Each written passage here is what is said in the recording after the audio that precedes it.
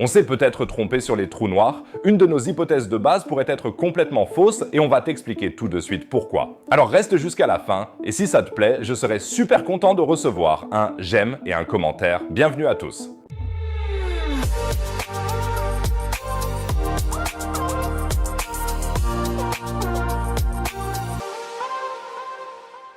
Les trous noirs n'existent pas seulement dans le budget de nombreux pays, mais aussi dans l'espace. Ces objets mystérieux de l'univers se forment généralement lorsque des étoiles très massives s'effondrent à la fin de leur cycle de vie et atteignent une densité extrêmement élevée. La gravité devient alors si forte dans une certaine zone que même la lumière ne peut s'en échapper, ce qui fait qu'il ne laisse plus passer aucune information visuelle pour l'observateur dans l'espace, d'où leur nom de trou noir.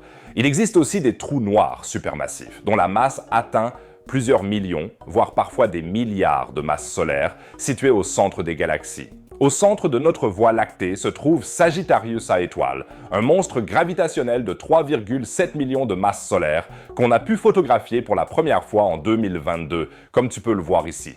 Mais ce que tous les trous noirs ont en commun, selon l'opinion dominante, c'est une singularité en leur centre. Une singularité, c'est un point dans l'espace où la densité est infinie et où les lois classiques de la physique cessent de s'appliquer. Un peu comme après 5 masses de bière à l'Oktoberfest, là aussi la densité est infinie et la physique ne fonctionne plus correctement.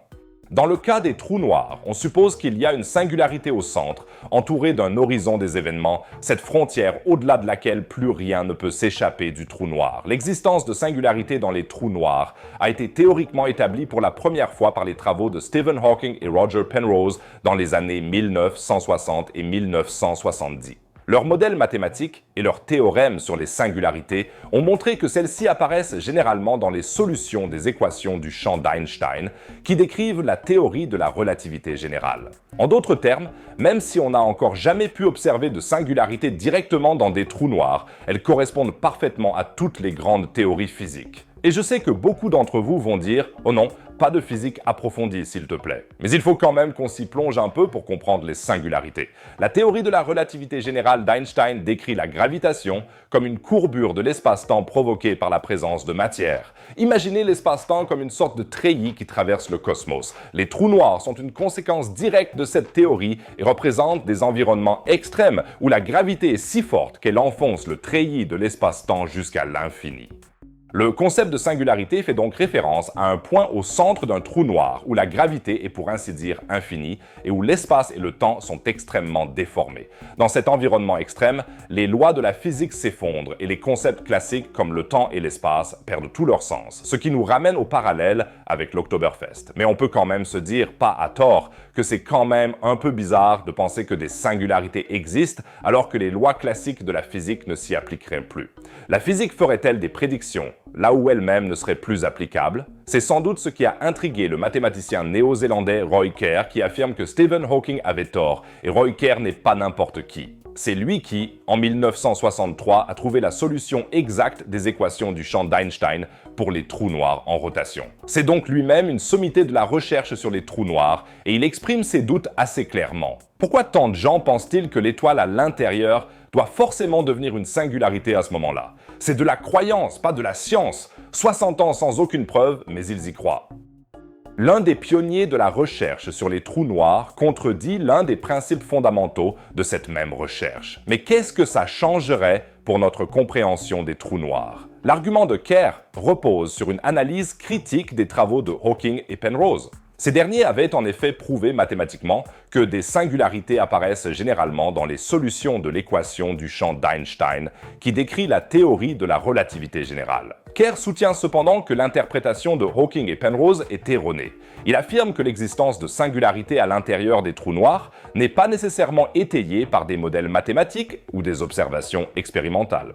L'argument principal de Kerr repose sur une nouvelle interprétation du concept de longueur affine, utilisé en théorie de la relativité générale pour mesurer la longueur des courbes dans l'espace-temps. Il soutient que l'hypothèse selon laquelle tous les rayons lumineux à l'intérieur d'un trou noir aboutissent à une singularité repose sur une mauvaise interprétation de ce concept. D'après la théorie de Kerr, certains rayons lumineux qui pénètrent dans un trou noir pourraient en fait s'en échapper sans finir dans la soi-disant singularité. Au lieu de ça, ils pourraient rester à l'intérieur du trou noir en suivant suivant une trajectoire complexe, voire être catapulté hors du trou noir sans tomber dans la singularité. Et l'affirmation selon laquelle des rayons lumineux qui se trouvent déjà complètement au-delà de l'horizon des événements pourraient échapper à nouveau à ce piège spatio-temporel est tout simplement révolutionnaire. Si les singularités à l'intérieur des trous noirs n'existent pas, qu'advient-il alors de la matière et de l'énergie qui y sont aspirées? Quelles conséquences ça aurait sur notre compréhension de la physique et de l'univers dans son ensemble?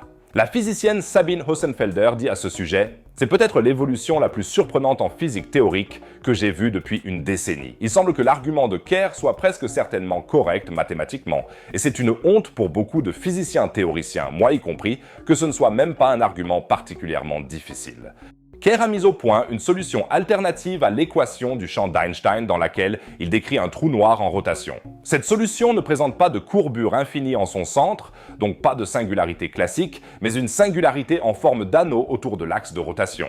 Il a calculé qu'un rayon lumineux pourrait atteindre le bord de cette singularité en anneau et rester à ce niveau. Du coup, sa solution de Kerr fonctionne sans espace-temps infiniment comprimé, mais avec une singularité annulaire qui n'est pas infiniment comprimée. Mais tout le monde n'est pas convaincu par l'équation de Kerr. Même si le scénario de Kerr était exact, ça n'exclurait pas qu'il y ait aussi une singularité classique au-delà de la singularité annulaire. Le physicien Domenico Giolini écrit « Kerr n'a pas tenu compte du fait que l'espace-temps qu'il a choisi est continu. Si on étend au maximum l'espace-temps de Kerr, son soi-disant contre-exemple s'évapore, la ligne d'univers du rayon lumineux peut continuer son chemin à travers l'anneau. » Et il y a d'autres détracteurs, dont Penrose en personne. That's highly misleading. I mean, a null geodesic, if its affine parameter stops, it stops. There is no way of continuing a null geodesic and having its affine parameter stopping and then something starting up. I mean, it doesn't make any sense. Affine parameters, I mean, the definition of affine parameter works for every geodesic. It doesn't matter whether it is a light-like geodesic, time-like, or space-like. And this is the thing you have to use because this is the good parameter to measure the extension of the curve. Le monde de la physique est donc divisé et même si l'idée de Kerr est passionnante et qu'elle démystifierait quelque peu le concept mystérieux de singularité, elle manque finalement de force probante. N'hésite pas à me donner ton avis dans les commentaires. Y a-t-il des singularités au centre des trous noirs? Ces points infiniment denses où la physique s'en va, existent-ils vraiment? Ou faut-il plutôt chercher d'autres approches? Ou bien les trous noirs seraient-ils finalement des trous de verre vers d'autres galaxies? J'ai vraiment hâte de connaître ton avis et j'espère qu'on va lancer une discussion passionnante dans les commentaires. Dès qu'il y aura du nouveau sur le sujet des trous noirs, je te tiendrai tout de suite au courant, mais ça ne marchera bien sûr que si tu suis ma chaîne. C'est totalement gratuit. Tu ne rateras plus jamais une vidéo galactique et tu m'aideras beaucoup en faisant ça. Alors les amis, cliquez tous sans hésiter sur le bouton s'abonner. Merci beaucoup, vraiment. Stephen Hawking a d'ailleurs prédit autre chose de fou. Les étoiles de Hawking, c'est-à-dire des étoiles dans lesquelles il y a un trou noir. Et maintenant, certains scientifiques pensent qu'il pourrait y avoir un trou noir dans notre Soleil. Dans la vidéo ci-dessous, on va voir en détail ce que ça signifierait pour nous. En bas à droite, tu trouveras comme d'habitude un autre sujet sur la science et l'espace. Sinon, je dirais qu'on se retrouve dans la prochaine vidéo. Prends soin de toi, les amis.